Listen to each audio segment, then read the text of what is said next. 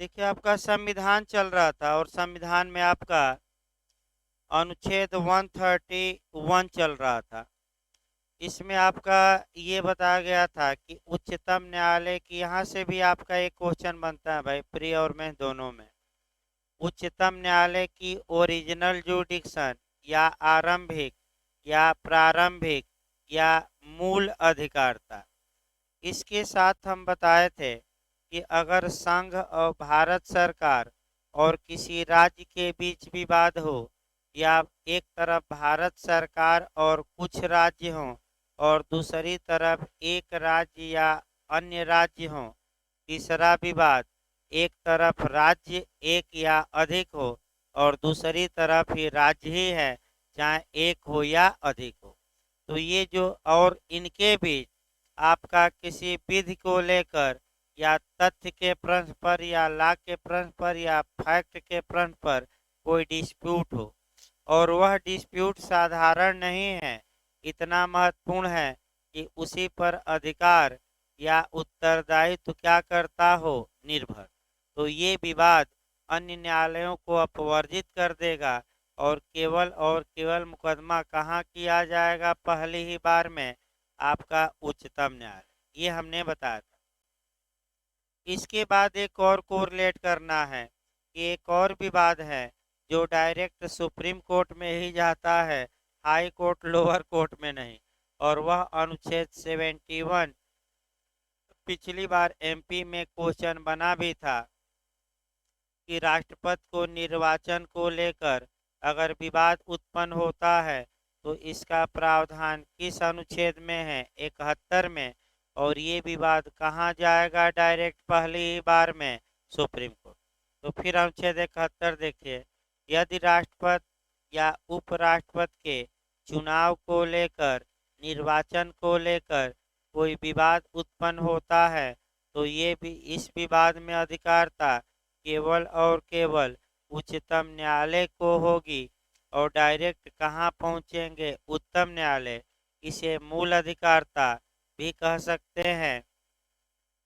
दूसरा आपका क्वेश्चन इसमें ये आया कि कौन चुनौती दे सकता है राष्ट्रपति या उपराष्ट्रपति के चुनाव को, या तो कोई प्रत्याशी यानी कि जो खड़ा है चुनाव में, या 10 से अधिक मतदाता, यानी कि कम से कम कितने मतदाता, 10। ये भी क्वेश्चन आईएएस में भी आ चुका है। इसके बाद हमने बताया था कि कुछ विवाद ऐसे हैं जो न्यायालयों से बाहर रखे गए हैं, यानी कि आपका जो सीपीसी में आपने धारा 9 पढ़ा कि अभिव्यक्त रूप से क्या लगा दी गई है, रोक, वही रोक अब समझिए ये भी अभिव्यक्त रूप रोक है संविधान में कि ये सब विवाद किसी न्यायालय में नहीं जाएंगे, भले ट्रिब्यूनल में चले जाए।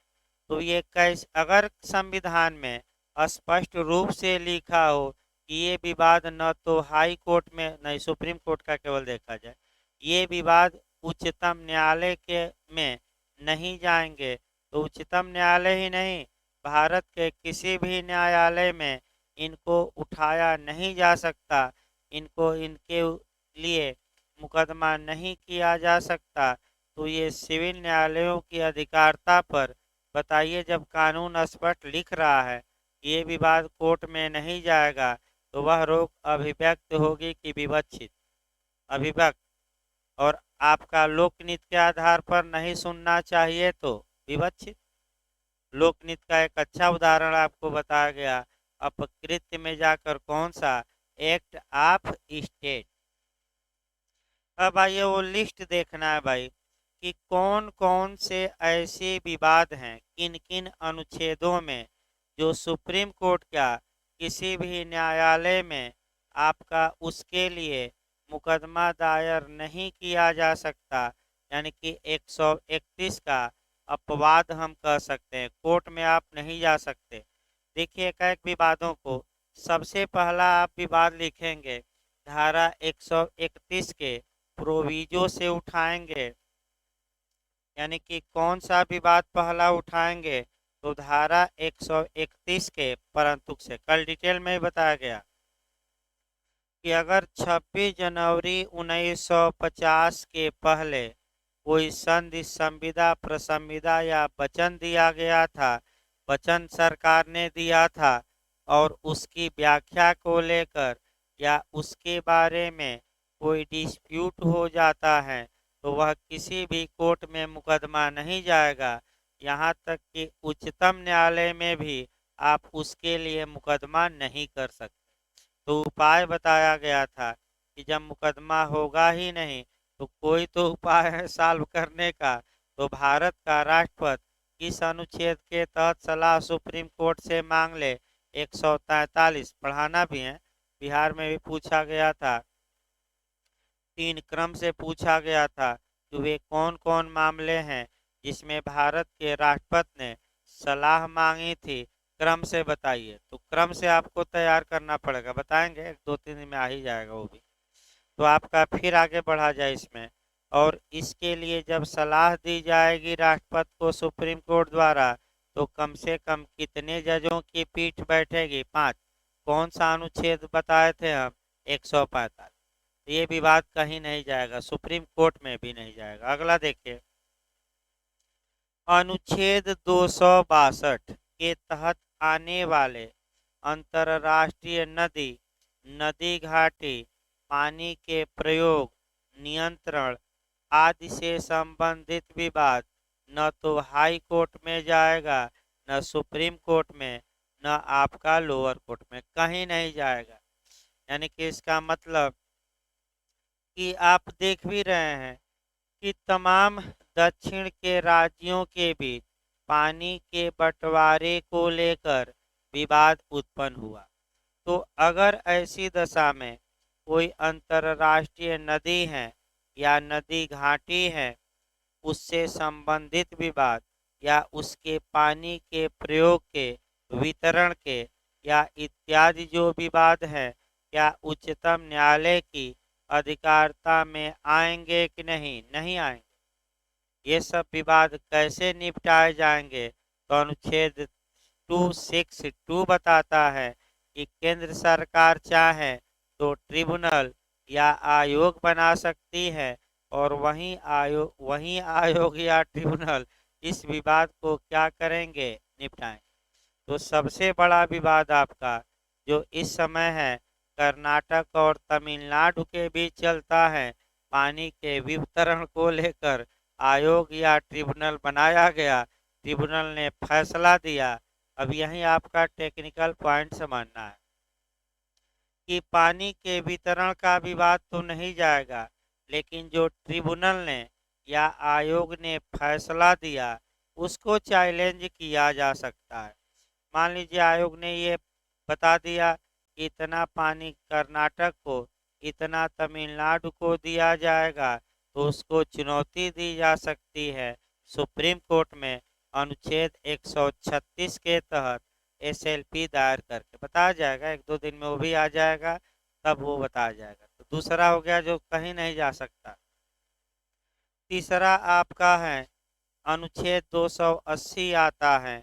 280 यानी कि वित्त आयोग को सौंपे गए कार्य, यानी कि अनुच्छेद 280 के तहत जो फाइनेंस कमीशन है, वित्त आयोग है, उनको जो कार्य सौंपा गया है तो उन कार्यों के बारे में अगर कोई विवाद उत्पन्न होता है तो आप किसी भी न्यायालय का दरवाजा नहीं खटखटा सकते, यहाँ तक कि सुप्रीम कोर्ट में भी नहीं जा सकते। अगला अनुच्छेद 290 है।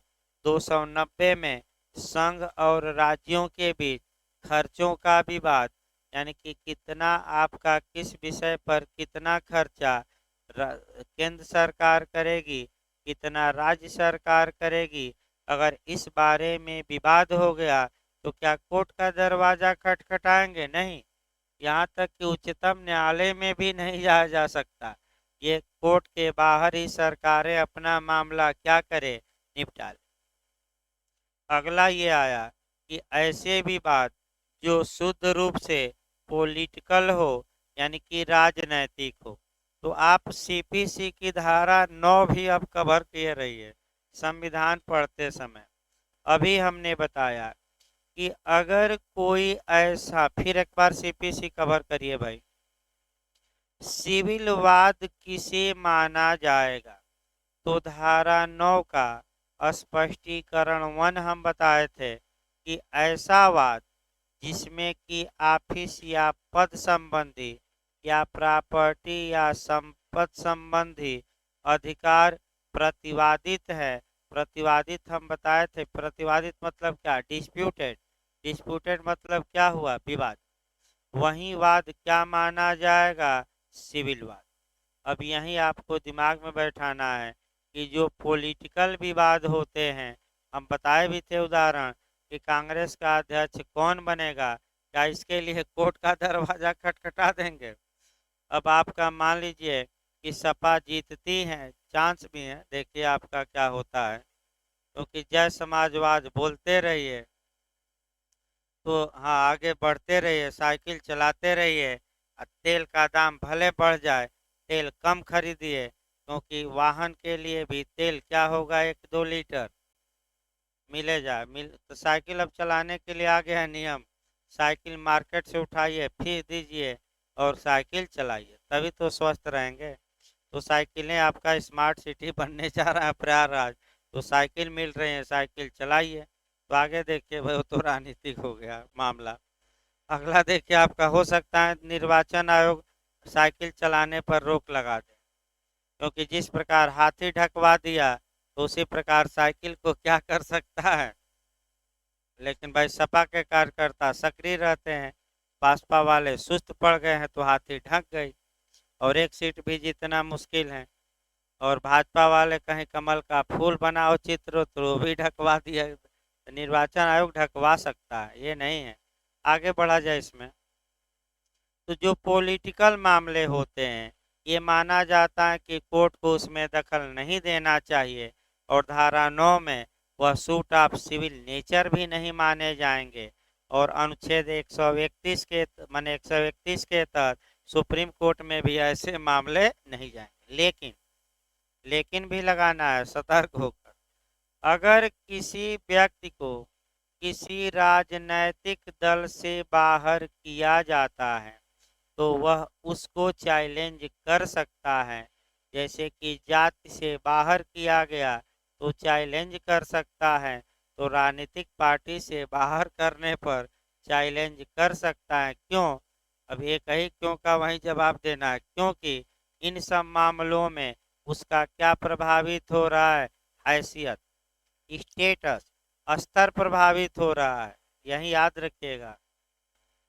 अगला इस प्रकार आपका अनुच्छेद 131 समाप्त हुआ। अनुच्छेद 131 के ये अपवाद रहे, जहाँ की कुछ विवाद हम बताए कि ये सुप्रीम कोर्ट क्या किसी न्यायालय में जाएंगे। अब आइए अनुच्छेद 132, 133, 134 और 134A एक साथ पढ़ा जाता है। उच्चतम न्यायालय की अपीलीय अधिकारिता, तो जब भी आप अपीलीय अधिकारिता पढ़ेंगे, तो पहले आपका देखिए कौन कौन एंगल पढ़ना है भाई, थोड़ा सतर्क रहिएगा। और इसमें आपका अन्य कानून भी हम जोड़ेंगे। देखिए संविधान का पहले तो अनुच्छेद तैयार करके जाइएगा। 132, 133, 134 और 134A, ये एक सिरे से पढ़ेंगे। फिर एक बार हम बता दें, जब आप 133 पढ़ेंगे, तो इसके साथ आपका जो सीपीसी होगी, तो सीपीसी की धारा 109 से लेकर 112 तक पढ़ना है। अब कोरिलेट करते रहे, कौन कहाँ से कोरिलेट होगा। जब आप अनुच्छेद कौन सा पढ़ेंगे, 133, सिविल मामलों में उच्चतम न्यायालय में अपील, तो तुरंत इसी के साथ हम पढ़ा देंगे सीपीसी की धारा 109 से लेकर कहाँ तक, 112।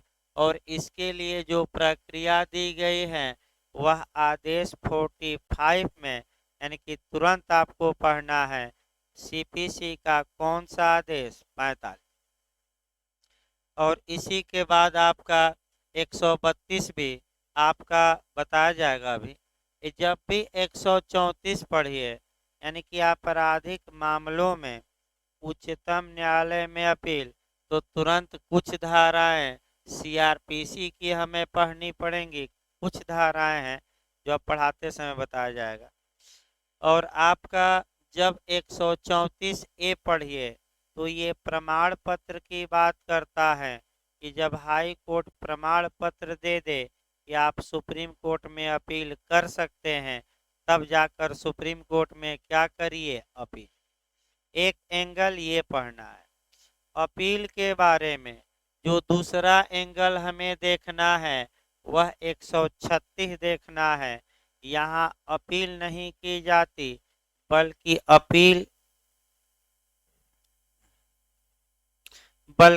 अपील के लिए आपका उच्चतम न्यायालय से इजाज़त मांगी जाती है।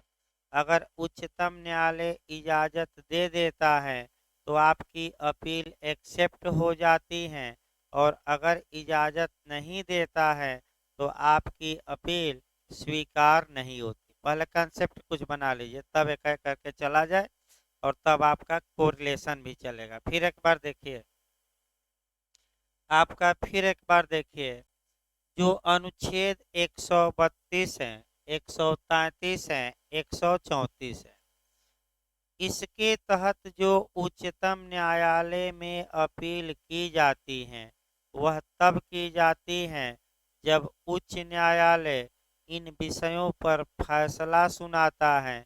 तो उच्च न्यायालय के बाद कहाँ जाते हैं हम, उच्चतम न्यायालय। क्योंकि उच्चतम न्यायालय वर्तमान समय में हमारा सर्वोच्च अपीली अदालत है। प्रिवी काउंसिल अब नहीं है, कौन है, उच्चतम न्यायालय। तो आप देखिए, बहुत कठिन नियम है। इन प्रावधानों के तहत अपील का जो प्रावधान है इन मामलों में इतना मने कठिन है कि 1% से कम ही अपीलें सुप्रीम कोर्ट में जाती हैं।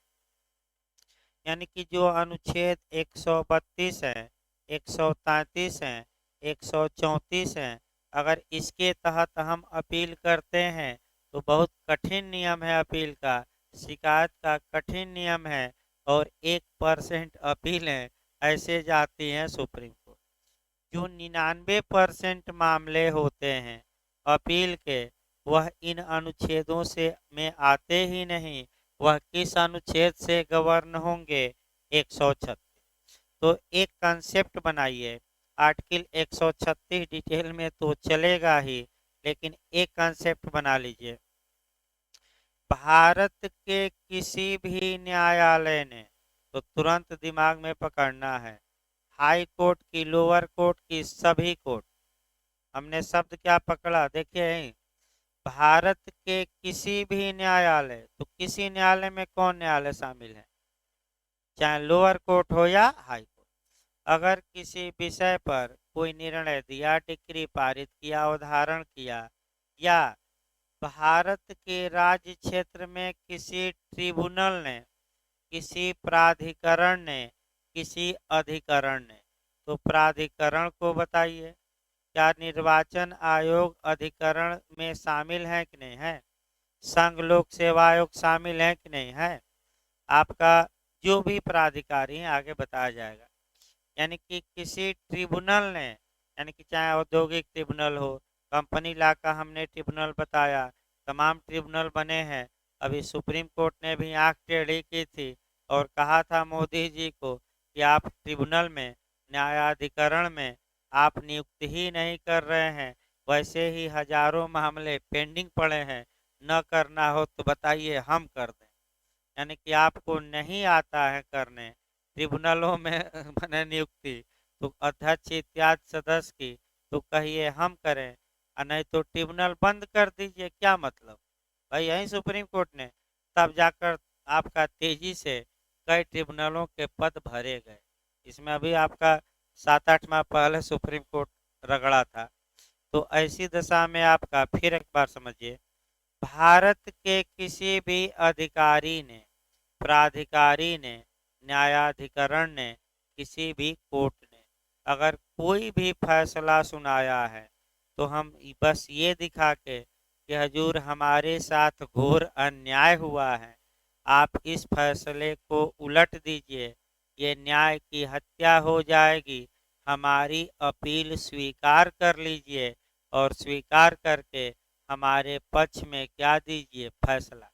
तो 136 एसएलपी कही जाती है, स्पेशल लीव पिटीशन, विशेष अनुमति याचिका। तो इसमें अपील न करके अपील के लिए क्या मांगी जाती है, इजाजत। अगर उच्चतम न्यायालय को लगता है कि अगर हमने इस मामले में हस्तक्षेप नहीं किया तो घोर अन्याय हो जाएगा, न्याय की हत्या हो जाएगी, तो उच्चतम न्यायालय अपील को क्या करता है, स्वीकार, नहीं तो अपील इजाजत देने से क्या कर देता है, इनका बाध्य नहीं है बल्कि क्या है, विवेक। जो यूपी जे में क्वेश्चन बना कि अनुच्छेद 136 इक्विटी पर आधारित है और इक्विटी गुड कंसेंस पर आधारित है, ये किस केस में कहा गया, तो आगे 6-7 केस भी पढ़ने, किस पर, अनुच्छेद 136 पर। अब आइए अभी 136 छोड़ दीजिए, वो पढ़ना है बाद में, पहले इन अनुच्छेदों को देखा जाए और इसी के साथ सीपीसी और सीआरपीसी को कोरिलेट करिएगा। तो पहले संवैधानिक प्रावधान, उसके बाद अन्य। देखिए अनुच्छेद 132 देखिए भाई, जहां तक अनुच्छेद 132 की बात है, आपका ये कहा जाता है कि संवैधानिक मामलों में अपील किस अनुच्छेद के तहत होती है, तो 132 के तहत होती है।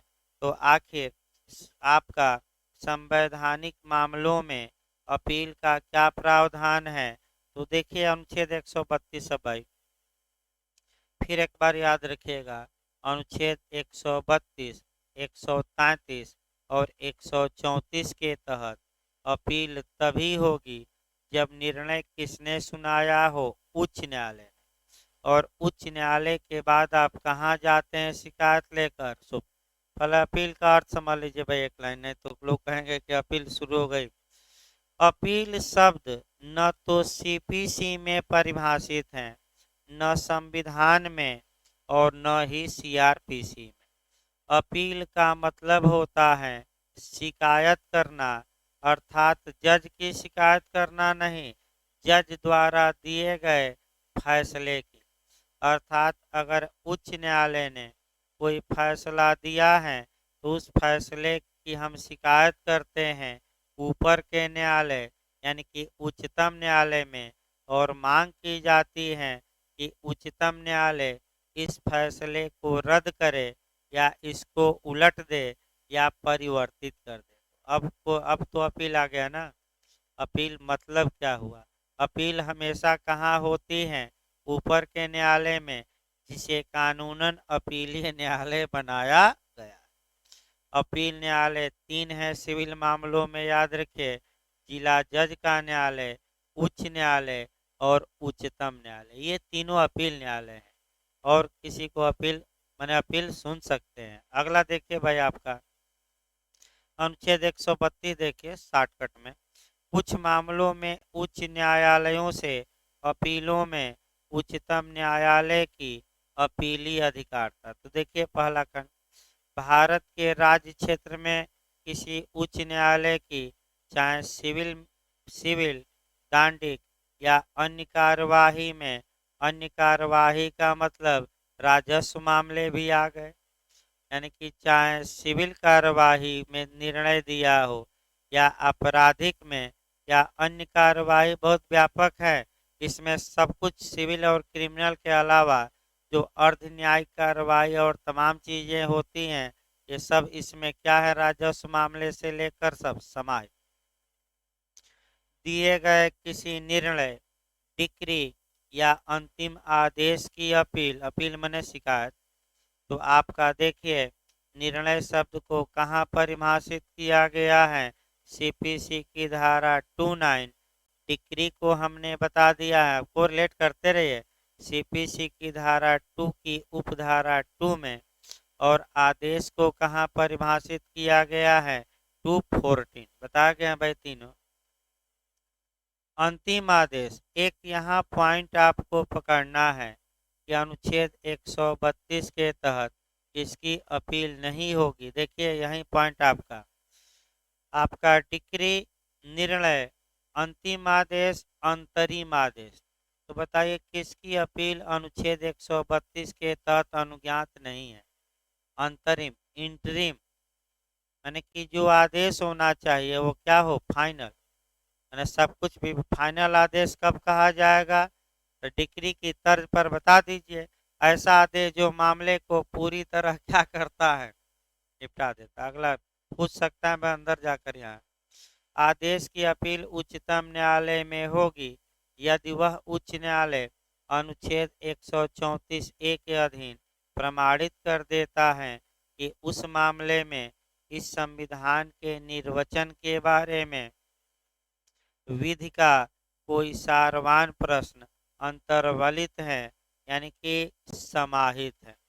इसका मतलब ये हुआ कि उच्च न्यायालय चाहे सिविल मामलों में और चाहे आपराधिक मामलों में और चाहे किसी भी मामलों में अगर कोई निर्णय दिया है, डिक्री पारित किया है या अंतिम आदेश दिया है और उच्च न्यायालय ये प्रमाणित करता है, ये बताता है कि इस मामले में संविधान के निर्वचन का प्रश्न है और आपका इस मामले में संविधान के व्याख्या के बारे में कोई विधि का, यानी कि तथ्य का नहीं, किसका? विधि का आपका कैसा प्रश्न समाहित है? सारवान, सब्सटेंसिव। तो ऐसे मामलों में अपील आपका कहाँ हो सकती है? उच्चतम न्यायालय। अब तुरंत अनुच्छेद 145 भी देखना है कि अगर संविधान की व्याख्या करनी है तो कम से कम कितने जज सुप्रीम कोर्ट में बैठेंगे? 5। और तब उसकी क्या करेंगे? व्याख्या। इसी को कहते हैं कि संविधान के निर्वचन के बारे में अपील, यानी कि संविधान पर असर पड़ रहा है उसकी व्याख्या करना है तो हाई कोर्ट प्रमाण पत्र दे दे तभी जाएंगे सुप्रीम कोर्ट, अन्यथा जाएंगे नहीं। तो प्रमाण पत्र किस अनुच्छेद के तहत दिया जाता है? 134 से बताया जाएगा। अगला देखिए 133 काफी महत्वपूर्ण है। जब भी 133 पढ़िएगा मैं फिर बता दूं, आप सीपीसी की कहां से कहां तक धाराएं पढ़ेंगे? 109 से कहां तक? 112। और आदेश कौन काम करेगा? 45। तो सिविल मामलों में अपील देखिए, एक दो इसमें टेक्निकल क्वेश्चन आएगा भाई। उच्च न्यायालय से सिविल विषयों से संबंधित अपीलों में उच्चतम न्यायालय की अपीलीय अधिकारता। देखिए पहला खंड, भारत के राज्य क्षेत्र में किसी उच्च न्यायालय की सिविल कार्यवाही में दिए गए किसी निर्णय, डिक्री या अंतिम आदेश। तो पहला पॉइंट पकड़ना है कि सिविल न्यायालय के किस आदेश के विरुद्ध अपील अनुच्छेद 133 के तहत सुप्रीम कोर्ट में नहीं होगी। तो कौन सा आदेश इसमें लोप है? अंतरिम। इसकी अपील नहीं। तो किसकी अपील होगी सिविल मामलों में? आपका निर्णय की। तो फिर निर्णय बताइए। सिविल मामलों में निर्णय आता है तो निर्णय की परिभाषा सीपीसी की किस धारा में? 29। निर्णय की प्रक्रिया आदेश 20 में। डिक्री तो डिक्री बता ही दिया गया, धारा 2 की उपधारा 2। या अंतिम आदेश की अपील उच्चतम न्यायालय में होगी यदि उच्च न्यायालय धारा 134 ए के अधीन यह प्रमाणित कर देता है, यानी कि उच्च न्यायालय से सर्टिफिकेट लेना पड़ेगा। तो उच्च न्यायालय क्या लिख कर देगा? तो जाएंगे सुप्रीम कोर्ट में। आपका देखिए क्या लिख कर देगा। उच्च न्यायालय लिखेगा कि उस मामले में विधि के व्यापक महत्व का कोई सारवान प्रश्न, यानी कि सब्सटेंसिव क्वेश्चन अंतर्वलित है, यानी कि समाहित है। इसको समझिए भाई। विधि के व्यापक महत्व का सारवान प्रश्न किसे कहा जाता है, ये समझिए। विधि के यानी कि व्यापक महत्व, बहुत व्यापक महत्व के सारवान प्रश्न उसे कहा जाता है, माने ऐसा विधि का प्रश्न जिस पर सुप्रीम कोर्ट द्वारा पहले से अब तक कोई निर्णय न सुनाया गया हो। फिर एक बार देखिए, यानी कि उच्चतम न्यायालय उस विधि के प्रश्न पर आज तक कोई फैसला नहीं दिया है, और विधि का प्रश्न ऐसा है कि केवल पक्षकार ही प्रभावित नहीं होंगे। अगर सुप्रीम कोर्ट उस विषय पर फैसला दे देता है तो तमाम राज्यों में उस विषय पर जो मुकदमा चल रहे हैं उसके अनुसार क्या हो जाएंगे डिसाइड। तो मैं बताया था, अनुच्छेद 141 बता चुका हूं मैं कि उच्चतम न्यायालय जो भी फैसला देगा वह नज़ीर का काम करेगा। अगर वैसे मामले हाई कोर्ट और लोअर कोर्ट में चल रहे हैं तो उच्चतम न्यायालय के फैसले के का अनुसरण करते हुए उन मामलों का क्या किया जाएगा, निपटारा। फिर एक बार इसको समझिए। विधि के व्यापक महत्व का सब्स्टेंसिव क्वेश्चन, माने सब्स्टेंसिव क्वेश्चन या सारवान प्रश्न का मतलब ये हुआ कि आज तक सुप्रीम कोर्ट ने उस बारे में कोई फैसला नहीं सुना। अगर सुप्रीम कोर्ट उस बारे में फैसला सुना देता है तो केवल वादी और प्रतिवादी ही प्रभावित नहीं होंगे, बल्कि वो फैसला तमाम मुकदमों को निपटा देगा। यानी कि तमाम विवाद ऐसे जो उस विषय पर भारत में चल रहे हैं वो क्या हो जाएंगे, सॉल्व। इसी को कहा जाता है विधि के व्यापक महत्व का कैसा प्रश्न, सारवान। ये हाई कोर्ट लिखेगा, माने ये हाई कोर्ट क्या देगा, प्रमाण पत्र उसमें लिखेगा। और क्या लिखेगा हाई कोर्ट प्रमाण पत्र देगा तो कि उच्च न्यायालय की राय में उस प्रश्न का उच्चतम न्यायालय द्वारा विनिश्चय आवश्यक है, फैसला आवश्यक है। यानी कि हाई कोर्ट ये भी लिखेगा प्रमाण पत्र में कि मेरी राय में इस विधि के व्यापक महत्व के सारवान प्रश्न पर इसका फैसला आवश्यक है, सुप्रीम कोर्ट का। और तब आप सिविल मामलों में क्या करिए, अपील। अब आप लोग खुद बताइए, इतना ये कठिन अपील का प्रावधान है कि 1% से भी कम मामले इसके तहत कहाँ जाते होंगे। यानी कि एक तो हाई कोर्ट से प्रमाण पत्र लीजिए, हाई कोर्ट ये लिखे प्रमाण पत्र में, तब तो सुप्रीम कोर्ट अपील जाएंगे। इसके लिए अलग प्रावधान है, इसीलिए अनुच्छेद 136 बना है, आगे बताया जाएगा। अगला देखिए खंड 2 भाई आपका, अनुच्छेद 132 में किसी बात के होते हुए भी उच्चतम न्यायालय में खंड 1 के अधीन अपील करने वाला कोई पक्षकार ऐसी अपीलों के आधारों में यह आधार भी बता सकता है कि ऐसे मामलों में आपका संविधान की व्याख्या का भी प्रश्न है, उसको भी देखा जाए। यानी कि सिविल मामला में अपील कर रहा है तो क्या एक लाइन जोड़ सकता है कि नहीं कि संविधान की भी व्याख्या करनी है, उसी में अपील में क्या कर दे, जोड़ दे। जो आपका सबसे महत्वपूर्ण इसमें पॉइंट है वह खंड 3 से ही क्वेश्चन बनता है। आपका एचजेएस में, जे में, इंटरव्यू में खंड 3 अनुच्छेद 133 का कौन सा उपअनुच्छेद, 3। देखिए क्या आपका बता गए भाई, अच्छे से इसको तैयार रखिएगा 3 को। इस अनुच्छेद में किसी बात के होते हुए भी उच्च न्यायालय के एक न्यायाधीश के निर्णय, डिक्री या अंतिम आदेश की अपील उच्चतम न्यायालय में तब तक नहीं होगी जब तक कि संसद विधि द्वारा अन्यथा उपबंध न करे।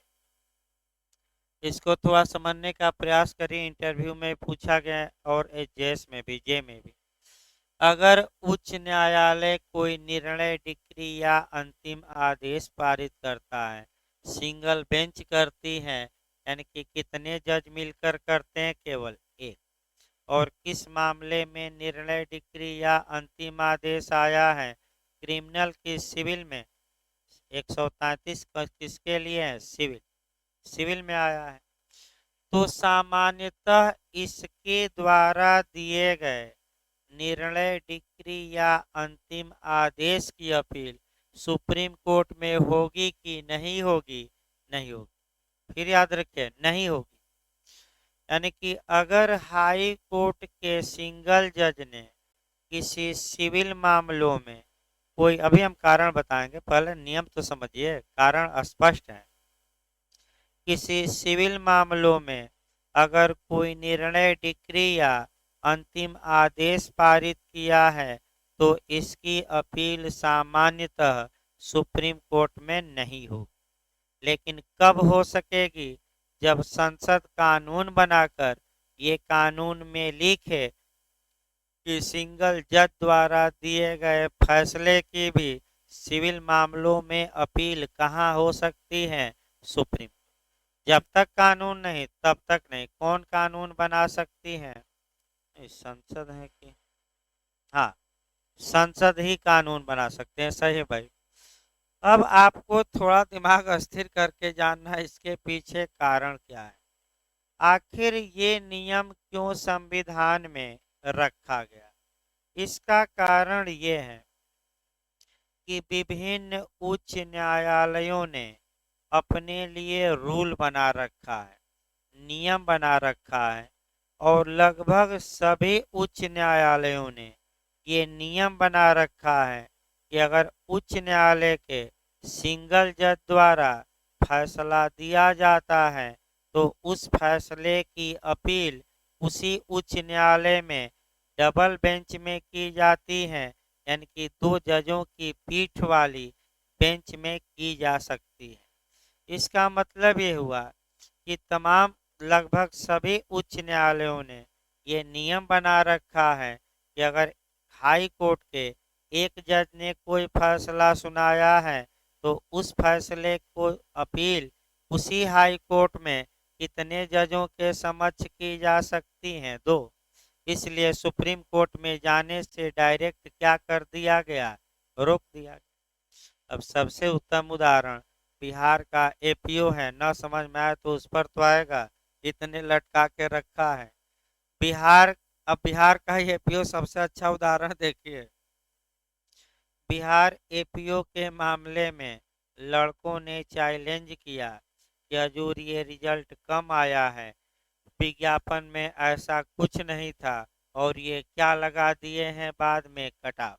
अतः विज्ञापन के बाद एक भी सेवा शर्तें चेंज नहीं की जा सकती। अतः ये जो 1500-1600 रिजल्ट कम निकाले हैं, आयोग को आदेशित किया जाए कि ये रिजल्ट निकालें। तो सिंगल जज ने आपका एग्जाम के एक दिन पहले, यानी कि कल एग्जाम है तो आज 1 बजे तक फैसला आया और लोग परीक्षा देने मेंस की कहाँ पहुँच गए थे? बिहार। फैसला ये आया कि भाई आप रिजल्ट निकालिए, परीक्षा लीजिए, परीक्षा कराने पर हम रोक नहीं लगा रहे हैं, आपकी इच्छा जैसी हो, चाहे 2 बार परीक्षा कराइए, उससे हमें मतलब नहीं है। लेकिन ये जो आप कम रिजल्ट निकाले हैं वह 1500-1600 और रिजल्ट निकालिए, क्योंकि ये जो आपकी शर्त है बाद में वो अवैध। तो सिंगल जज का फैसला आयोग मान लेता तो रिजल्ट निकाल कर अब तक मेंस क्या करता? ले लिया होता। लेकिन आयोग ने क्या किया कि पटना हाई कोर्ट में ही डबल बेंच में चला गया, यानी कि 2 जजों की पीठ में सिंगल जज द्वारा दिए गए फैसले को क्या की गई? अपील। तो इसीलिए सुप्रीम कोर्ट में रोका गया है। ये तो हाई कोर्ट में ही प्रावधान है कि सिंगल जज दिया है सिविल मामले में तो कहाँ चला जाइए? डबल बेंच में। तो डायरेक्ट सुप्रीम कोर्ट क्यों जाएगा? अब किसी को तर्क वितर्क में समस्या हो तो बताइए। एक उत्तम उदाहरण भी मैं बताया, और कहाँ का उत्तम उदाहरण आप देख सकते हैं? बिहार का। हाई कोर्ट में ही आयोग गया है सिंगल बेंच के फैसले के खिलाफ। किस में? डबल बेंच में। इसके बाद अब कोई हाई कोर्ट में उपचार नहीं है। इसके बाद कहाँ जाना पड़ेगा? Supreme court. वो भी आपका न तो 132 लागू होगी, न 133, न 134। तो एक तो बचा है कौन सा, वो तो बताया जाएगा आगे। अगला देखिए भाई, अब 100, अब पहले इसको बता दिया जाए भाई, सीपीसी से भी कोरिलेट करना था ना। देखिए आपका जहां तक मामला है उच्चतम न्यायालय में, अब सीपीसी भी 5 मिनट में यहाँ समाप्त कर दिया जाए और तब फिर बैक हुआ जाए। क्योंकि सिविल मामलों में उच्चतम न्यायालय में अपील का प्रावधान आपका अनुच्छेद 133 में है, अतः सिविल मामला सीपीसी से कवर होता है, अतः सीपीसी में भी सेम प्रावधान किया गया है। और किस आपका धारा से किस धारा तक किया गया है, तो आपका 109 से लेकर कहाँ तक किया गया है, 112। देखिए 109 भाई, उच्चतम न्यायालय में अपीलें कब होंगी, तो वहीं तो आपका पढ़ा जाएगा जो संविधान में है। तो संविधान में बताइए कब होती है अपील, जब उस मामले में विधि के व्यापक महत्व का कैसा प्रश्न अंतर्वलित हो, सारवान। तो सीपीसी में भी वही लिखा रहेगा, देखिए बाहर नहीं जाएगा। 109 देखिए भाई, पहले सीपीसी की धारा 109 हम बता रहे हैं, उच्चतम न्यायालय में अपील कब होगी। देखिए एक लाइन, संविधान के भाग 5 के अध्याय के उपबंधों के और ऐसे नियमों के जो भारत के न्यायालयों से अपीलों के संबंध में उच्चतम न्यायालय द्वारा समय समय पर बनाए जाएं और इसमें इसके पश्चात अंतर्विष्ट उपबंधों के अधीन रहते हुए किसी उच्च न्यायालय की सिविल कार्यवाही में के किसी निर्णय, डिक्री या अंतिम आदेश की अपील उच्चतम न्यायालय में होगी, यदि उच्च न्यायालय सर्टिफिकेट दे देता है पक्षकार को इस मामले में विधि के व्यापक महत्व का कैसा प्रश्न समाहित है, सारवान, और इसका विनिश्चय किसके द्वारा होना चाहिए, सुप्रीम। यही बात तो हमने किसमें बता रखी है अभी, 133 अनुच्छेद। तो दोनों में अंतर है कि समान है, समान है। 110, 111, 111 ए निर्सित है धाराएं, 112 सेविंग क्लाज हैं। ये भले ही 133 के तहत आप जाइए न जाइए, अनुच्छेद 136 पर कोई प्रभाव, तो आपका हो गया। और इसके लिए प्रक्रिया किस आदेश में, 45। बस हो गया, ये भी आपका 4-5 धारा है। फिर आइए 134 देखिए भाई, अनुच्छेद 134 काफी महत्वपूर्ण है। और जब भी आप 134 पढ़िए तो आपका सीआरपीसी की भी कुछ छोड़ दीजिए, सीआरपीसी की भी कुछ धाराएं देखनी पड़ेंगी, और सीआरपीसी की आप कौन कौन सी धारा देखेंगे उस पर भी गौर करना है। तो पहली सी देखिए भाई, आपका अच्छे से इसको भी देखिए, थोड़ा टेक्निकल क्वेश्चन है। अनुच्छेद 134 पढ़ेंगे तो सीआरपीसी की धारा 374 का क्लाज 1 पढ़ना है, पहला। दूसरा 379 पढ़ना है, यानी कि दूसरा कौन सी धारा पढ़नी है, 379।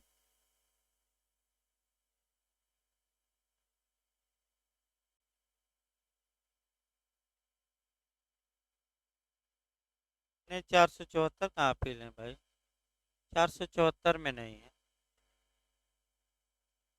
474 तो ये बताती है कि उच्च न्यायालय जब विचारण करेगा तो कौन सी प्रक्रिया अपनाएगा। एक सेकंड देख लेता हूँ भाई, कोई छूटा तो नहीं ना।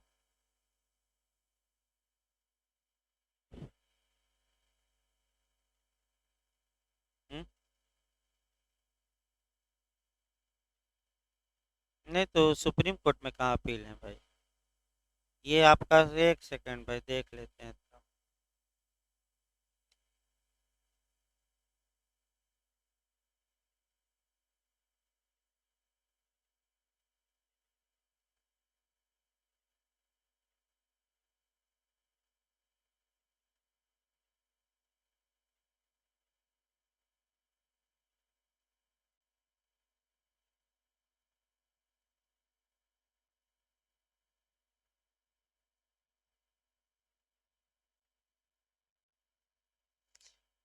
देखिए भाई, आपका अपील के बारे में इसको ध्यान से देखिए। यानी कि सीआरपीसी के तहत, पहले सीआरपीसी के तहत देखिए।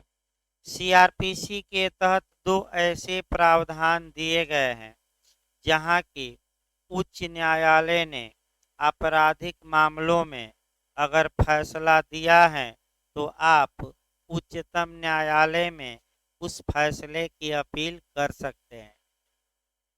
यानी कि देखिए, आपका जब भी आपराधिक मामलों में, ध्यान से पहले कंसेप्ट बना लिया जाए, जब भी आपराधिक मामलों में आप अपील के बारे में प्रावधान पढ़िए तो केवल अनुच्छेद 134 पढ़ने से नहीं होगा। पहला नियम आपको जो पढ़ना पड़ेगा, सीआरपीसी की दो धाराएं पढ़नी पड़ेगी। एक 374 यानी कि 374 और दूसरा 379। पहला नियम, संसद ने एक और कानून बना रखा है। उस कानून के तहत भी उच्चतम न्यायालय में कुछ मामलों में अपील का प्रावधान संसद ने कर रखा है। तो तीन एंगल से देखना है, एक तो संविधान, दूसरा सीआरपीसी और तीसरा जो संसद ने आपराधिक मामलों में अपील के लिए क्या बनाया है कानून। तो पहले हम आप संविधान देखें, तब सीआरपीसी और तब वह कानून, तीन एंगल से पढ़िएगा। तो आइए पहले संविधान ही चला जाए। 134 निकाल लीजिए भाई। देखिए आपका भाई दांडिक मामलों में उच्चतम न्यायालय की अपीली अधिकारता। तो भारत के राज्य क्षेत्र के किसी उच्च न्यायालय की दांडिक कार्यवाही में दिए गए किसी निर्णय, अंतिम आदेश या दंडादेश मतलब सजा की अपील उच्चतम न्यायालय में होगी। तो कब होगी उच्चतम न्यायालय में अपील? तो तीन खंड दिए गए हैं और तीनों खंडों में जो टेक्निकल बातें हैं वह बात यह है कि जो ए बी सी तीन खंड दिए गए हैं, जो टेक्निकल बात है कि अगर मामला खंड ए में आ जाए या खंड बी में आ जाए तो हाई कोर्ट की इजाज़त या प्रमाण पत्र की आवश्यकता नहीं है। फिर एक बार समझिए नए लोग, टेक्निकल क्वेश्चन, अगर अनुच्छेद 134(1) के खंड ए में मामला आए, खंड बी में आए, तो हाई कोर्ट के बिना प्रमाण पत्र के ही कहाँ अभियुक्त अपील कर सकता है? उच्चतम न्यायालय। अब इसमें प्रमाण पत्र की आवश्यकता नहीं कि हाई कोर्ट लिख कर दे, क्योंकि ये गंभीर मामला है। कैसा मामला है? क्रिमिनल। तो कौन मामला है? देखिए पहला, देखिए भाई, उस उच्च न्यायालय ने अपील में किसी अभियुक्त व्यक्ति की दोष मुक्ति के आदेश को उलट दिया है और हाई कोर्ट ने क्या कर दिया? मृत्युदंड दिया। तो पहला समझिए नए लोग, यानी कि आपका सत्र न्यायालय ने इस ए अभियुक्त था और इसे एक्विटल कर दिया। एक्विटल मतलब बाइज्जत बरी कर दिया, छोड़ दिया। यानी कि लीगल भाषा में कहेंगे दोष क्या हो गया? मुक्त। भाई क्या हो गया? सत्र न्यायालय से दोष। अब इसकी अपील उच्च न्यायालय में की गई। कहाँ की गई है? और उच्च न्यायालय ने दोष मुक्ति के आदेश को उलट दिया और ए को कौन सा दंड दिया है? मृत्युदंड। तो इस मृत्युदंड के खिलाफ अभियुक्त कहाँ अपील कर सकता है? उच्चतम न्यायालय। और हाई कोर्ट के प्रमाण पत्र की आवश्यकता नहीं। फिर एक बार हम बता रहे हैं इसको, यदि उच्च न्यायालय ने अपील में अभियुक्त के दोष मुक्ति के निर्णय को उलट दिया, पलट दिया, सेटिस्फाइड कर दिया और हाई कोर्ट ने कौन सा दंड दे दिया है? मृत्युदंड। तो इसकी अपील कहाँ हो सकेगी? उच्चतम न्यायालय। या हाई कोर्ट के प्रमाण पत्र की आवश्यकता है कि नहीं है? नहीं। यही पॉइंट पकड़ना है, प्रमाण पत्र की आवश्यकता नहीं। दूसरा देखिए, उस उच्च न्यायालय ने अपने प्राधिकार के अधीनस्थ किसी न्यायालय से किसी मामले को विचारण के लिए अपने पास मंगा लिया और ऐसे विचारण में अभियुक्त व्यक्ति को सिद्ध दोष ठहराया है और उसको मृत्यु दंड दिया है। यानी कि इसका मतलब अब नए लोगों को तो थोड़ा दिक्कत है ही, लेकिन आपका कई धाराएं सीआरपीसी से भी कोरिलेट होगी। लेकिन पहले सामान्य बात समझिए बिना धारा के, तब धारा पुराने लोगों के लिए ज़्यादा काम करेगी। उच्च न्यायालय था, उच्च न्यायालय के अधीनस्थ न्यायालय यानी कि निचले न्यायालय में कोई मामला चल रहा था। उच्च न्यायालय ने उस मामले को क्या किया, अपने पास मंगा लिया कि अपने पास मंगा लिया और स्वयं ही उसका क्या किया, विचारण, और स्वयं ही क्या किया है, दंडित। और कौन सा दंड दे दिया है, मृत्यु दंड। तो ऐसी दशा में इसकी अपील कहाँ की जा सकती है, शिकायत उच्चतम न्यायालय, और प्रमाण पत्र की आवश्यकता नहीं। अब यानी कि फिर एक बार देखिए, यदि किसी आपराधिक मामले को उच्च न्यायालय ने अपने पास मंगाया हो, स्वयं सुनवाई की हो, स्वयं उस पर निर्णय दिया हो, और निर्णय जो आया है वो किसका आया हो, फांसी की सजा का, तो उस निर्णय के खिलाफ, उस दंडादेश के खिलाफ कहाँ अपील की जा सकती है, सुप्रीम कोर्ट। और क्या इजाजत की आवश्यकता है कि नहीं हाई कोर्ट के प्रमाण पत्र की, नहीं। यानी कि अब सीआरपीसी में आपको देखना है, अब सीआरपीसी में आपको ये देखना है संविधान में कि क्या उच्च न्यायालय को ये पावर है कि नहीं कि वह अपने किसी निचले न्यायालय से किसी मामले को अपने पास मंगा ले। तो बताइए पावर है कि नहीं है, तो वहीं धारा पकड़ना है पावर का। देखिए आपका कौन सा पावर है और किस धारा में है। तो एक तो अनुच्छेद देखना है संविधान का, और दूसरी सीआरपीसी की क्या पढ़ना पड़ेगा, धारा। देखिए 407 में होना चाहिए भाई, नहीं सुप्रीम कोर्ट है 406 में, लिख लीजिए भाई उसको 407।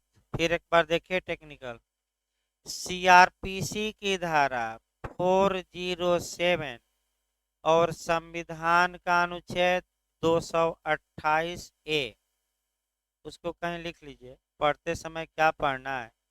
सीआरपीसी की धारा आपका 407 में ये पावर है कि हाई कोर्ट अपने निचले न्यायालय में चल रहे किसी मामले को अपने पास क्या कर सकता है, मंगा सकता है, और मंगा के स्वयं सुने, स्वयं फैसला दे। अब यही आपका जे का क्वेश्चन आइए, तो उच्च न्यायालय अगर स्वयं मामले को सुनता है तो उसको लीगल भाषा में हम विचारण कहते हैं। तो पिछली बार भी जे में क्वेश्चन आया कि उच्च न्यायालय द्वारा विचारण किस धारा में, तो लोग जो बता रहे थे 474 रटे थे, तो उच्च न्यायालय द्वारा विचारण किस धारा में, 474। और विचारण में कौन सी प्रक्रिया उच्च न्यायालय अपनाएगा, जो कोर्ट ऑफ सेशन अपनाता है। तो जो नए लोग हैं वो बस इतना समझे कि सुप्रीम कोर्ट में अपील कब होगी, तो हाई कोर्ट ने किसी आपराधिक मामले को अपने यहाँ मंगा लिया हो, स्वयं सुनवाई किया हो, सुनवाई करके अभियुक्त को सजा दिया हो, लेकिन सजा ऐरू गैरू नत्थु खैरू नहीं, कौन सजा दिया हो, फांसी की। तो अभियुक्त कहाँ अपील कर सकता है, सुप्रीम।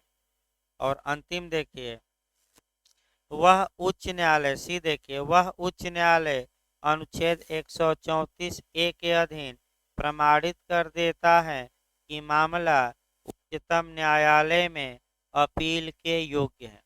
यही कंसेप्ट भाई बनाना है। जो हमने खंड ए बताया और जो हमने खंड बी बताया, इसमें उच्चतम न्यायालय में अपील के लिए किसी प्रमाण पत्र की आवश्यकता नहीं थी। लेकिन अन्य मामलों में तभी अपील होगी जब हाई कोर्ट ये सर्टिफिकेट दे दे कि आप कहाँ जा सकते हैं, सुप्रीम। ये संविधान में बताया गया भाई। इसके साथ आपका जो संविधान के अलावा जो अपील आप पढ़ेंगे वह सीआरपीसी कम से कम बता दिया जाए 2-3 मिनट में। और सीआरपीसी की 2 धाराएं ऐसी हैं जहां की आपका हाई कोर्ट द्वारा दिए गए आपराधिक मामलों में निर्णय को उच्चतम न्यायालय में चुनौती दी जा सकती है, अपील की जा सकती है। पहली धारा 374 का कौन सा क्लास? 1। अब आइए 374 1 क्या कहता है। अब बेयर एक्ट की भाषा 2-2 लाइन केवल बताना है, और रटे रहिए, भले उसी पर लिख लीजिए आप, बेयर एक्ट पर संविधान के, यानी कि संविधान के बेयर एक्ट पर भी लिख सकते हैं कि सीआरपीसी की कौन सी धारा, तो 374 का कौन सा क्लास? 1। देखिए, कोई व्यक्ति जो उच्च न्यायालय द्वारा असाधारण आरंभिक दांडिक अधिकारिता के प्रयोग में किए गए विचारण में दोष सिद्ध किया गया है, उच्चतम न्यायालय में अपील कर सकता है। तो सीआरपीसी थोड़ा व्यापक वे करेगी, संविधान में दायरा क्या था? सीमित। अब आइए, इसका मतलब ये हुआ कि उच्च न्यायालय की असाधारण आरंभिक अधिकारिता, इसको पहले समझना है। अभी हमने बताया आरंभिक अधिकारिता, सुप्रीम कोर्ट में भी बताया था कि उच्चतम न्यायालय की आरंभिक अधिकारिता अनुच्छेद 131 में है। तो आरंभिक अधिकारिता का मतलब क्या हुआ कि वह मुकदमा पहली ही बार में उस न्यायालय द्वारा सुना गया। तो इसका मतलब ये हुआ कि अगर कोई सामान्यतः उच्च न्यायालय अपील सुनता है, विचारण नहीं करता, लेकिन विचारण करने की शक्ति रखता है। तो अगर उच्च न्यायालय किसी मामले का विचारण स्वयं किया है और अभियुक्त को कोई भी सजा दिया हो, तो उसकी अपील हम कहाँ कर सकते हैं? सुप्रीम। इसको मैंने पहली बार कौन सुनवाई किया है? High court. और अभियुक्त को कोई भी दंड दिया है, ये नहीं कि 1 माह 2 माह, कुछ भी दंड दिया हो, तो सीआरपीसी थोड़ा व्यापक कर देती है कि कहाँ अपील हम कर सकते हैं? Supreme court. और लास्ट में आपका देखिए 379 बहुत महत्वपूर्ण ये भी है, थोड़ा बहुत संविधान से आपका व्यापक करेगा। देखिए भाई, आपका कुछ मामलों में उच्च न्यायालय द्वारा दोष सिद्ध किए जाने के विरुद्ध अपील, सीआरपीसी की कौन सी धारा? 379। देखिए, यदि उच्च न्यायालय ने अभियुक्त व्यक्ति की दोष मुक्ति के आदेश को अपील में उलट दिया और उसे, अब संविधान का पहले बताइए, तो यदि उच्च न्यायालय में अपील हुई थी और निचले न्यायालय ने दोष मुक्त किया था और उच्च न्यायालय ने उस निर्णय को उल्टा और अभियुक्त को कौन सी सजा दी थी? तो हमारा संविधान भी कहता है और सीआरपीसी की धारा 379 भी कहती है, दोनों समान, कि हम कहाँ अपील कर सकते हैं इस निर्णय की? सुप्रीम। लेकिन सीआरपीसी थोड़ा बहुत और व्यापक हो जाएगी। संविधान इतना कह के मौन हो जाता है, लेकिन सीआरपीसी का दायरा थोड़ा क्या होगा? व्यापक। अब अगला शब्द वहीं पकड़ना है। देखिए, या तो मृत्यु दंड दिया है, ये तो, या आजीवन कारावास दिया हो, यानी कि कौन सा? लाइफ इम्प्रिजमेंट या आजीवन कारावास। या तीसरा आपका 10 वर्ष या अधिक का कारावास दिया हो, यानी कि 10 साल या 10 साल से कितना अधिक की सजा। अब थोड़ा पूरी कहानी समझिए भाई। आपका अब पूरी कहानी सही रहेगी। तो बताइए संविधान व्यापक है कि सीआरपीसी? हाँ, क्योंकि सीआरपीसी ज्यादा अधिकार देती है। संविधान में प्रावधान क्या है? अब फिर एक बार लास्ट लाइन देखिए ताकि दिमाग में बैठे। अगर निचले न्यायालय ने किसी अभियुक्त को बाइज्जत बरी किया हो, दोष मुक्त किया हो, और उसकी अपील उच्च न्यायालय में की गई है, उच्च न्यायालय ने आपका एक्विटल यानी कि दोष मुक्ति को उलट दिया मैंने सेटिस्फाइड किया, रद्द किया। और उच्च न्यायालय ने कौन सी सजा दी है?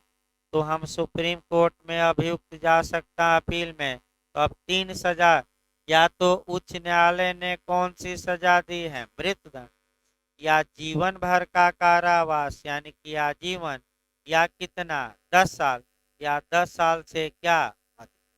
तो कहाँ अपील हम कर सकते हैं? ये संविधान नहीं बताता, ये कौन बताती है? सीआरपीसी। तो सीआरपीसी व्यापक हुई कि संविधान? इसमें प्रमाण पत्र की आवश्यकता नहीं है, ये संविधान नहीं है, इसमें कोई प्रमाण पत्र नहीं। एक और कानून है जो कल हम बताएंगे, संसद ने बना रखा है, वो 2-4 लाइन का है, देखिए याद नहीं आ रहा है।